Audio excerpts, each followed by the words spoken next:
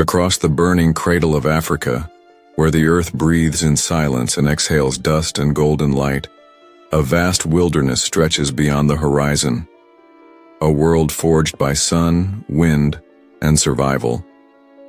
Here, where grasses whisper ancient secrets and trees stand as monuments to time, the lion reigns, not as a monarch of mercy, but as a sovereign forged in the furnace of blood and will.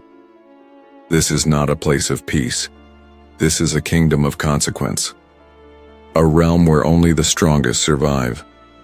The Savannah, a mosaic of life and death, wakes beneath a vermilion sky. Herds of wildebeest drift like smoke across the plains. Zebras shimmer in the heat. Elephants move with ancient grace, thunderous and wise. But it is the lion, the great cat of the continent whose shadow rules over them all. He is not always seen, but he is always felt.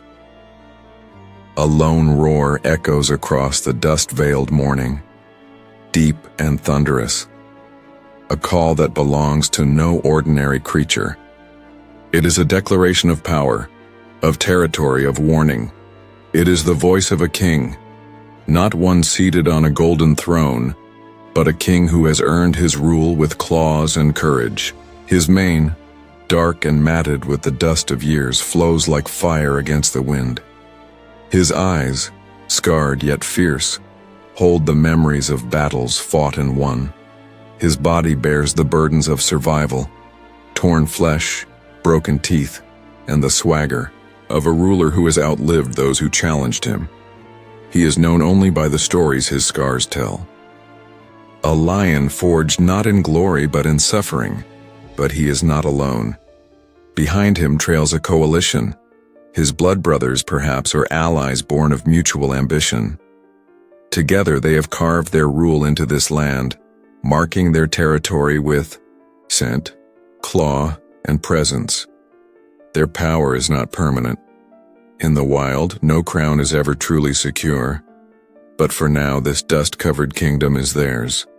The sun climbs higher, baking the earth beneath it. Life begins to stir.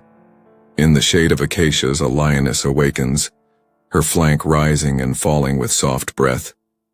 Around her, the pride lies scattered, hidden in gold and shadow.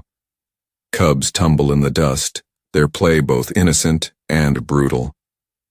A flick of a paw becomes a future strike. A bite to the neck, a rehearsal for the battles to come. The pride is the lioness's world. She is its architect, its nurturer, its defender. For every fierce male who roars into legend, there is a lioness, whose strength ensures his legacy survives. She rises. Her gait is fluid, confident, not the strut of dominance but the grace of experience. Her eyes scan the horizon, instinctively aware of danger, forever measuring distance and opportunity. Hunger hums quietly in her bones. The cubs are restless. Her sisters stretch and stir. The day has begun. In this land, time does not flow in minutes or hours.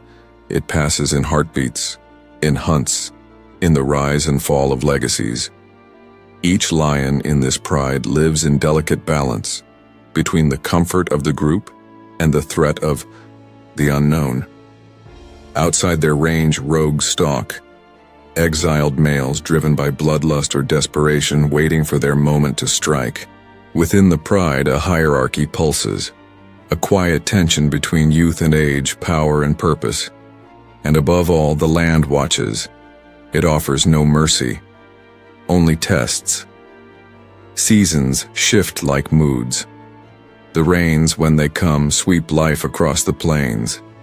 Newborn, antelope, fresh grass, swollen rivers. But the dry seasons, the true judges, strip the land bare. Water holes vanish. Prey disappears into distant safety, and lions are left to endure. In the dust, only the strongest survive. One lion, young, barely matured, lingers at the edge of the pride.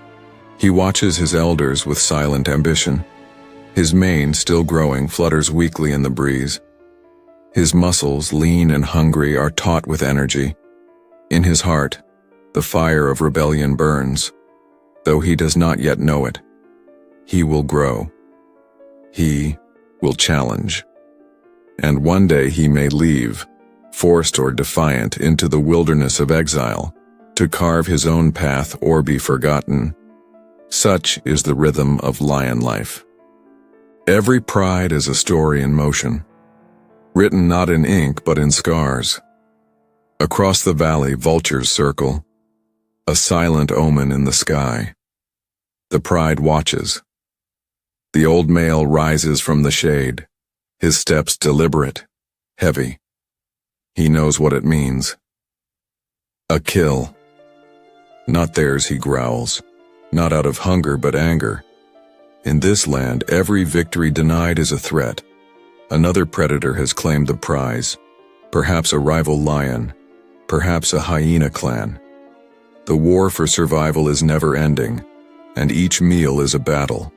At twilight, the savannah changes. The air cools, the colors deepen. Shadows stretch long like the fingers of old ghosts. Lions are not nocturnal by choice. They are nocturnal by necessity. The night grants them the gift of silence, of stealth. The darkness becomes their ally. Lioness breaks into a run. Her sisters flank her. They form a crescent, a deadly arc, cutting silently across the earth. Ahead, a lone wildebeest grazes, unaware of the approaching end. Muscles tense, eyes lock. Time holds its breath. The charge erupts. Dust flies. The wildebeest bolts. The lioness on the left falters, but the one on the right drives forward, powerful and precise. In a moment of stunning violence, the kill is made. The silence is shattered by the roars of triumph. This is the truth of the wild. The beauty of life is often revealed only in the shadow of death. The pride eats.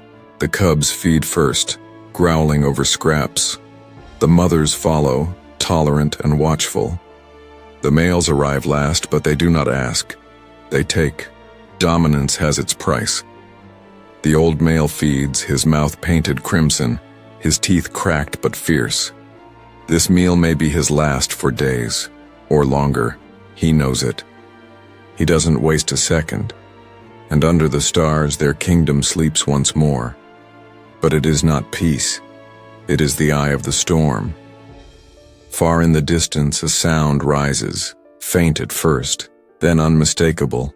A roar, low, guttural, and then another. It comes not from within the pride, but from beyond their territory. Rogues. The old king lifts his head. His eyes blaze beneath the moonlight. The challenge is clear. The winds of change are stirring. And in this world, change is never gentle. In the soft cradle of morning, the golden savannah breathes new life. The dew clings to brittle grass. The hush of dawn wraps the land in reverence. From deep within the heart of the pride, a sound breaks the stillness. Not the roar of power, but the soft mewl of innocence. A lioness curls around her newborns, her flank trembling with exhaustion. Her breathing is shallow, yet calm. 3 cubs, blind and helpless, press against her belly, seeking warmth and milk. They are fragile things, pale, trembling bundles of hope. And yet, within them lies the future of the pride. Here, in the shadow of their mother's body, they know nothing of the claws and teeth that shape their world. Their realm is warmth, their gods are milk and breath. But the moment their eyes open, they will be cast into a life dictated not by comfort but by challenge. For lion cubs, survival begins not with living, but with being allowed to live. The first days are critical. The mother separates herself from the pride, hiding in the thick brush or rocky kopjes. She must remain unseen, her scent masked, her cubs hidden. Hyenas prowl, leopards stalk. Even a careless elephant or buffalo could crush her young underfoot. The mother eats little. She drinks rarely. Her body sacrifices itself to nurture the small lives she has brought into the world. And all the while, danger watches. After 2 weeks, the lioness must return to the pride. She cannot survive alone, nor can her cubs. But the reunion is not without risk. Other lionesses will smell the new arrivals, approach and assess. Most are accepting. They are sisters, aunts, guardians. But if a male not of their blood rules the pride, the cubs face a far darker fate. Infanticide is a brutal truth of lion life. Rogue males who overthrow a pride will slaughter all the cubs they did not sire, not from cruelty, but from purpose. It brings the females back into estrus. It secures their lineage. Nature does not spare the innocent. It only favors the determined. But these cubs, born under the rule of the current king, are spared. For now, days pass, then weeks. The cubs grow, their legs strengthen, their eyes sharpen. Play becomes a rehearsal for life. They stalk beetles with comical ferocity. They leap at grass stalks as if they were buffalo.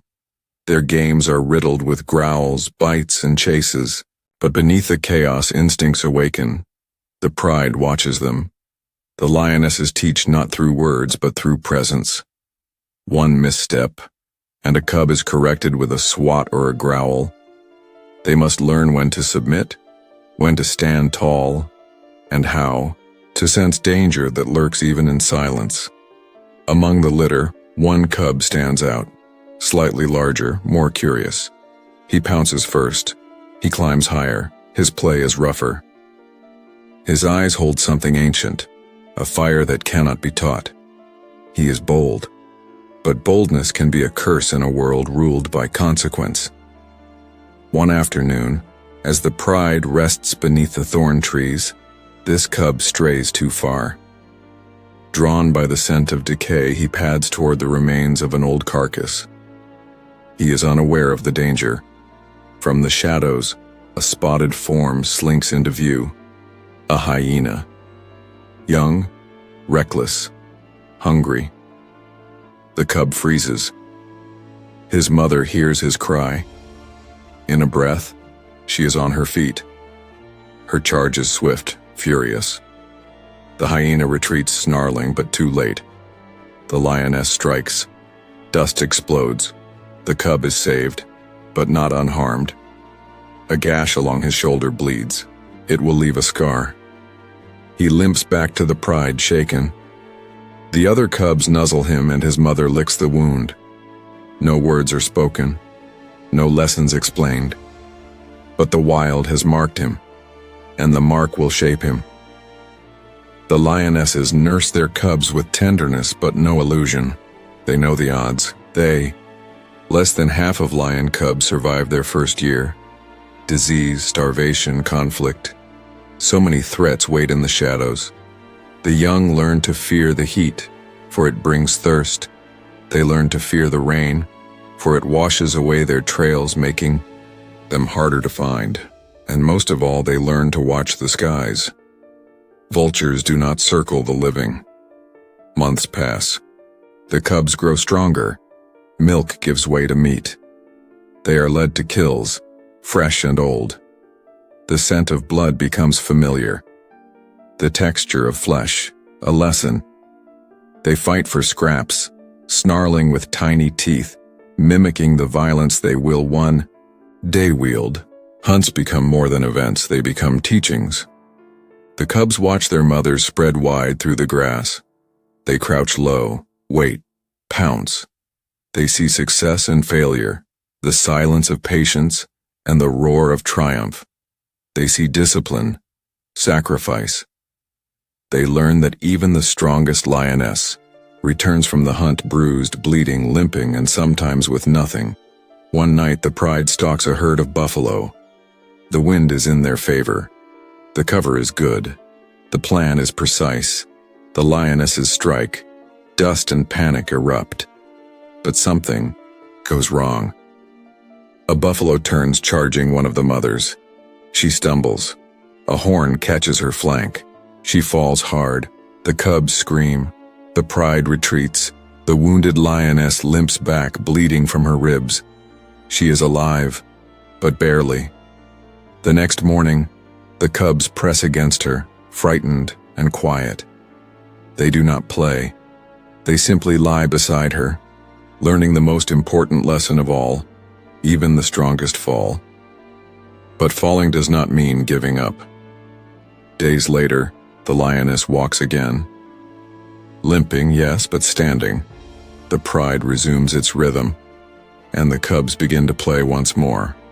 Among them, the bold cub, now older, stronger, begins to challenge his siblings.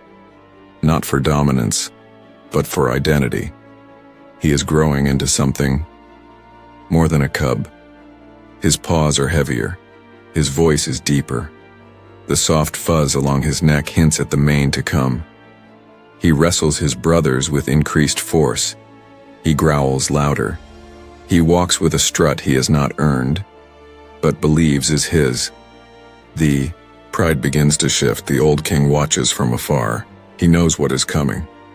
In time, these young males, now the heart of the pride, will reach an age when their presence becomes a threat. Not to outsiders, but to him. No kingdom survives without bloodshed. The mothers know too. They nurture their sons, but they also prepare for the day they must let them go.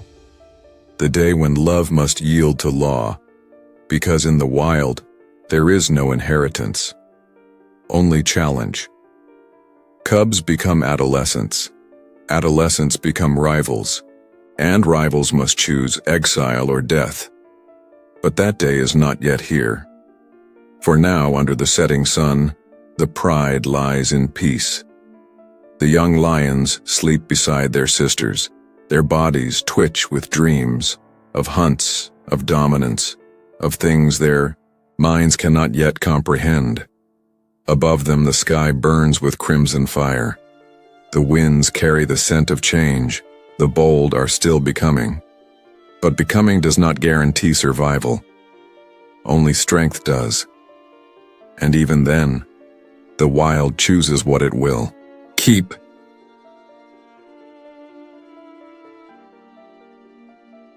The land is quiet but never still. From above, the savannah stretches like a living tapestry, rippled in gold and shadow, scored by age-old game trails and the silent scars of conflict. Beneath the acacia canopies and scorched plains, power shifts unseen, waiting for the right moment to strike. In the core of the pride's territory, the lions rest, fat from a recent kill, their bellies round and heavy. Vultures circle the remains of an eland carcass. The lionesses lie together, grooming and sleeping, while the young males pace the outskirts, restless, jaws twitching with instinct they barely understand. But a storm is brewing, not of thunder and rain, but of ambition. From beyond the northern ridge they come, two lions, broad-shouldered, coal-maned, their bodies built by years of exile and fire. They are brothers, not by blood but by bond, the kind only forged in the forge of rejection and hunger. Rogues. For years they have wandered the dry borders of territories ruled by stronger males, scavenging, hunting, biding time. Their muscles are lean from hardship, their eyes sharp from constant wariness, and now they smell weakness. The old king, ruler of this pride for over 4 seasons, is fading. His mane is graying, his gait stiff with age. Though still powerful, he no longer rises first to threats. He lingers at the back of hunts. His roars come less often, and in the lion world, silence is blood in the water. The rogue brothers know this. They move swiftly, silently, marking trees as they pass, dragging their scent across the land like a challenge written in claw and musk. Every step forward is a test, each roar a declaration. They are not here to pass through, They are here to take. The pride senses it. In the lioness's eyes, unease flickers. The air feels charged. The cubs are corralled tighter. The old king lifts his head at the distant roars. His ears twitch. He growls low, but does not stand. The young males, bold, strong, not yet banished, watch him. They feel the tremor of change. It excites them, confuses them. They look to the old king for guidance, but he gives them none. He knows the rhythm. He once lived it. He knows the only answer will be given in battle. By dusk, the rogue males arrive. They don't attack at once. They watch first, calculating. One lies low, observing from the tall grass. The other circles wide, testing the edges of the pride's hold. Their movements are precise, confident. These are not reckless invaders. They are practiced conquerors. The next morning, the challenge begins. The lead rogue rises with the sun and steps into the open. His mane glows with dust and defiance. He bellows, a sound that ripples across the land like a quake. The pride freezes. The old king rises. It is not his strength that moves him, but his duty. He is not ready. He is not at his peak. But the pride is his, and his bones remember the cost of silence. He approaches the challenger. The two males meet beneath a bare marula tree, their bodies tense, eyes locked. No words, no gestures, just the ancient stillness before violence. Then, with the speed of storms, they clash. Claws rake, fur, teeth snap with bone-shattering force. Dust erupts around them. Roars tear through the stillness. The younger rogue is faster, his strikes sharper, his body fueled by hunger and rage. The king counters with weight and fury, his jaws closing, inches from the rogue's throat. The lionesses scatter the cubs, shielding them. The young males of the pride edge closer but do not interfere. This is not their fight. It cannot be. The old king lands a heavy blow, staggering the rogue. But youth answers with fire. The rogue surges, slamming the older lion into the ground, tearing at his flank. Blood paints the earth. The king falters. A final roar rises, but it is not his. The battle is over. The old king staggers back, bleeding, breathless. His pride stands frozen. The young males trembling, the cubs wailing in confusion. The rogue brothers step forward. The defeated lion does not wait to be killed. He turns and walks, slowly, painfully, into exile. He will die alone. And so the kingdom changes hands. The rogue males now rule, but this victory is not without cost. To secure their legacy, the new kings must do the unthinkable. They seek the cubs. The lionesses resist. They growl, they snarl, they stand between their young and the usurpers. But they are no match for full-grown males driven by instinct. One by one, the cubs fall. Killed, swiftly, mercifully by the savage standards of the wild. The air is filled with screams that carry far beyond the pride. The land listens, and then silence. Grief does not last long in the animal world. It cannot. Survival leaves no room for mourning. Days pass. The lionesses come back into heat. Their bodies betray their pain, calling now to the very males who destroyed what they had nurtured. The rogue brothers mate, and the cycle begins anew. Elsewhere, the young males, those nearly grown, are now targets. They are too old to be tolerated, too young to fight. The new rulers confront them. The young lions snarl, puff their chests, test the boundaries. But instinct tells them what pride law demands. Exile. They go. Driven from the only home they've ever known, they wander into the unknown. The bond between them now matters more than ever. They are brothers, perhaps by blood, perhaps by fate. Alone, they will not survive. Together they have a chance. The wilderness does not welcome them. It tests them. They cross enemy territories under the cover of darkness. They scavenge scraps, drink from muddy pools, sleep in shifts, never at peace. But with each trial, they grow. Muscle builds on their bones. Experience sharpens their instincts. Their manes thicken. Their roars deepen. Time teaches them what the pride could not: how to suffer, how to wait, how to become more than sons of kings. They are becoming kings themselves. Back in their former home, the pride adjusts to its new rulers. The lionesses, the reins have failed. Across the once flourishing plains of the Savannah, the grass has yellowed, cracked, and died. Waterholes shrink into muddy craters. Dust hangs in the air, clinging to skin, fur, and memory alike. The sky holds no promise. The clouds pass, silent and empty. This is the hunger season, and it spares no one. The pride moves in silence now. Their bodies leaner, movements slower. Even the cubs have lost their playful energy. The lionesses scan the horizon endlessly, not in search of play or comfort, but for prey. But prey too has moved on. Wildebeests have migrated, chasing distant storms. Zebras have vanished beyond the dry hills. Even the warthogs, hardy survivors, have burrowed deeper and deeper into their dens. The land is a ghost of its former self, and in this lifeless void, the strong are tested most. The rogue brothers, now kings, patrol what remains of their territory. Their manes blow dry in the scorching wind. Their eyes are hard, calculating. They do not waste energy on distant threats. They do not roar for dominance now, only for necessity. One of them, the darker-maned male, limps, a torn ligament from a failed buffalo chase. It's nothing fatal, but it slows him.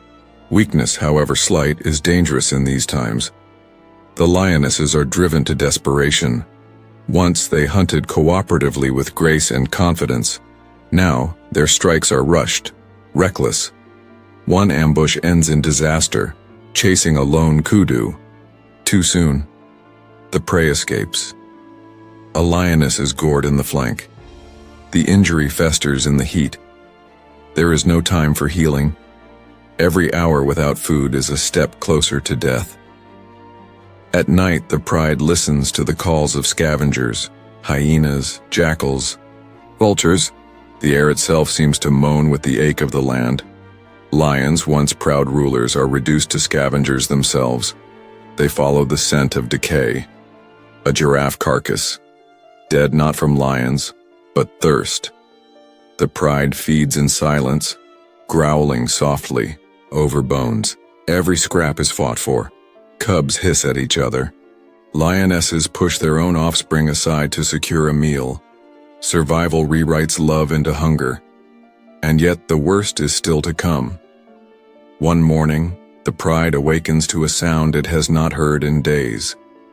A distant roar. Not a challenge. Not a threat. Plea. It is one of the exiled young males, now grown, lean and hardened but not yet rulers. He returns, not to fight, but to watch. He does not approach the pride. He would be torn apart by the kings, but he circles from afar, tracking their movements, noting their weakness. His eyes rest not on the males, but on the lionesses, one in particular, his mother. She does not see him or pretends not to. In the wild, blood matters little against the laws of dominance. The former cub, once bold, once nearly killed by a hyena, is now a shadow lion, learning the truth of nature's final lesson. Strength without opportunity is nothing. He moves on, joining his brother in the distance. They walk across a cracked pan, bones beneath their feet, ribs showing in their sides. But they are not finished. They are learning the art of patience. Back in the pride, the injured lioness grows weaker. Infection sets in, her breathing shallows. Her cubs, barely 5 months old, cry softly, nuzzling her, unable to understand. One morning she does not rise. The pride moves on without her. The cubs follow, but slower. That night, hyenas find what remains. The kings sleep far from the pride now, perhaps sensing their reign fraying at the edges. They are rarely seen hunting. Their strength is conserved for patrolling, for defense, for the invisible wars waged against time, and time is growing restless. Another week passes. The pride's ribs show beneath their coats. Even their roars are quieter. Then, finally, a break. A lone buffalo, old and limping, wanders into their territory. The lionesses stalk it with trembling precision. Their ambush is tight, the attack brutal. One lioness hangs from its side, another sinks her teeth into the haunch, and a third clings to its face, blinding it. The buffalo collapses, and with it, life returns. The pride feasts as if possessed. The cubs eat until they bloat. The lionesses, bloodied and panting, finally rest. Even the kings return, their presence restoring some semblance of order. But the hunger has left its mark. Scars, inside and out. That night, the rains come. Not heavy, not yet, just a whisper. A gentle patter on the scorched earth. It turns the dust into the scent of hope. The lionesses lift their heads. The cubs blink toward the sky. It is not enough to fill the rivers, but it is enough to wake the soul of the land. And, in this moment of fragile balance, the pride breathes again. But beyond the hills, others have smelled the rain too, and the exiles are no longer boys. The Savannah remembers. The first raindrops have awakened more than the thirsty roots. They've stirred the silence, breathing movement into everything that once waited beneath the dry crust of survival. The landscape begins to shimmer with green.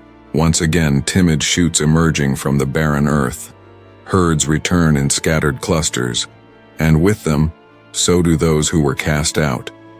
The exiled brothers, once lanky, hesitant youths, have become shadows sculpted by hardship. They were driven out before their manes were full, before their roars had strength. But exile taught them hunger, taught them silence, taught them where power sleeps and how fear moves. They are no longer boys. They are ghosts of a forgotten kingdom. Now they approach the edges of their old home, their golden coats streaked with the dust of 100 miles, their eyes hardened by years of wandering. They have not forgotten the land they were born on. They have not forgotten the lions who took it from them. As the rains feed the land, prey returns, and so does opportunity. The brothers begin to test the waters, scent-marking trees at the northern edge of the territory, roaring into the darkness. Their voices rise like echoes from the grave. Challenges, sharpened by time. The pride hears them. So do the kings. The two ruling males, once proud conquerors, now older, scarred, and weary. They sense the return of a force they thought buried. One limps more heavily than before. The other's mane is thinning. They still rule, but their reign is fraying at the seams. The lionesses sense the shift. They groom each other more, staying closer. Their movements are cautious. They remember those voices, now deeper, stronger. There is confusion in their eyes, fear tangled with familiarity. The cubs of the pride, young and impressionable, hide when the exiles roar. But not all who hear are afraid. The eldest lioness, mother to both exiled males, sits silently at dusk, ears tilted toward the horizon. A low rumble hums in her chest. Not grief, Recognition. The brothers are patient. They do not charge in like fools. They move in tandem, silent, strategic. At night, they skirt the sleeping pride, catching the scent of their former home. They do not dare enter. Not yet. They are not here to be killed. They are here to take back what was stolen, and to do so, they must wait for weakness. It comes sooner than expected. A fight erupts between the ruling kings. Nothing dramatic, just a quarrel during a hunt, a snarl, a bite. One lashes out, drawing blood. The bond forged in conquest begins to crack under the weight of exhaustion and mistrust. The pride senses it. So do the exiles. One night, when the moon is buried behind clouds, the brothers make their move. They step from the shadows, bodies stiff with purpose. The younger of the two leads, his mane darker, fuller. His brother follows like a wraith. Their roars rip through the air, a challenge, undeniable, unmistakable, a voice that carries not only power, but memory. The kings respond instantly, charging from their resting ground, fury ignited. They find the exiles waiting, poised, not retreating. The standoff ignites.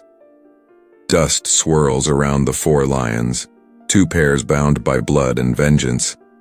The fight is brutal, primal. Claws clash, teeth tear, roars erupt into snarls. The older king, the limping one, falls first, his strength betraying him. His opponent pins him with savage precision. The second king fights harder, blood spraying, eyes blazing. But he's outmatched. Age and exhaustion cripple his attacks. A final blow sends him crumpling into the dirt. He limps away. No final stand. No vengeance. His reign ends not in death but in defeat. The exiles stand victorious. Their breaths are heavy but their eyes burn. They do not roar. They do not celebrate. They simply turn and walk toward the pride. At first the lionesses scatter. Uncertainty clouds every step. But then, recognition. The eldest lioness rises and meets them. She does not bare her teeth. She does not run. She leans in, touches her nose to her sons. The pride accepts them, not because of love, but because they have proven themselves strong enough to lead. The cubs hide at first, but hunger brings them closer. One by one they emerge, and though they are not the offspring of the returning kings, they are now under their rule. The new kings begin their reign not with blood, but with quiet. They do not kill the cubs, perhaps because they are not a threat. Perhaps because the scars of exile taught them mercy, or perhaps because they know there will be time. The rains fall harder now, washing the wounds from the earth. Buffalo thunder across the plains. Wildebeests follow in long, spiraling lines. The pride grows strong again, hunting with ferocity, feeding without fear. The cubs play, the lionesses rest in the sun, and the exiles, now rulers, roam the edges of their regained kingdom. Their journey has come full circle. They have returned not as sons, but as kings. But the savannah is never still. Far beyond the southern ridge, another group of young males watches from the shadows. They smell the rains, they smell the lions, and they wait, because in the wild, the crown is never owned, it is borrowed, and survival belongs only to the strongest. The sun rises over a land reborn yet never tamed. The rains have painted the savannah anew. Emerald blades stretch skyward, rivers murmur with life, and the scent of wet earth fills the air like a whispered promise. But beneath the beauty, the pulse of ancient rivalry beats steady, relentless. The newly crowned kings rule a fragile kingdom, born not of peace, but of battle and blood. Their pride has grown in strength and number, The cubs, once trembling shadows, now bound by family and survival, romp beneath their watchful eyes. The lionesses hunt with renewed purpose, teaching the young the harsh lessons of the wild. Yet the savannah is never still. From the south, the new challengers emerge, their bodies lean, manes glossy with youth, eyes bright with hunger and ambition. These are the next generation of exiles, the sons of outcasts born under harsh stars and fierce suns. They have followed the reins, drawn by the scent of power and promise. The kings sense their approach. The pride tightens its circle. The landscape becomes a theater of silent tension. Every rustle in the grass, every distant call, every shifting shadow is a signal. The balance of power teeters on the edge of a knife. One evening, as the sun dips behind the acacia, the challengers cross into the territory. They move like a storm, on the horizon, silent, fast, deadly. The kings roar their defiance, shaking the ground with sound. The pride responds in kind, a chorus of growls and snarls that rise to meet the coming threat. Then the clash, steel against steel in the form of claws and teeth. The battle unfolds like a savage dance, fury and strategy entwined in every movement. Lions leap, tumble, roar, and fall. Blood paints the earth crimson as old wounds open and new scars are carved. The younger kings fight with the desperation of those who have known hunger and exile. Their energy is raw, fierce. Their strikes precise, fueled by the need to reclaim a place in the sun. The reigning kings, though older, fight with the wisdom of experience, every move calculated, every bite measured. The savannah holds its breath. In the end, the fight is neither swift nor merciful. One challenger falls, a deep gash across his flank. Another limps away, broken but alive. And the last, the fiercest and boldest, stands victorious, roaring into the twilight. The kingdom shifts again. The new king's mane is streaked with dust and blood, his eyes shining with the fire of survival. The pride, battered but unbroken, rallies around him. The cubs grow silent, watching the future unfold before their eyes. But the cost is etched deep into the land. For every victory, there is loss. For every king crowned, a brother falls. The lionesses tend the wounded, their eyes heavy with both pride and sorrow. The land absorbs the echoes of battle, carrying them like a scar across the heart of the savannah. And yet, life continues. The rains will fall again. The herds will return. The cycle will turn. Because in this kingdom of dust and blood, the law remains unchanged. Survival belongs to the strongest, and the story of the lion, the eternal warrior of the wild, will never end.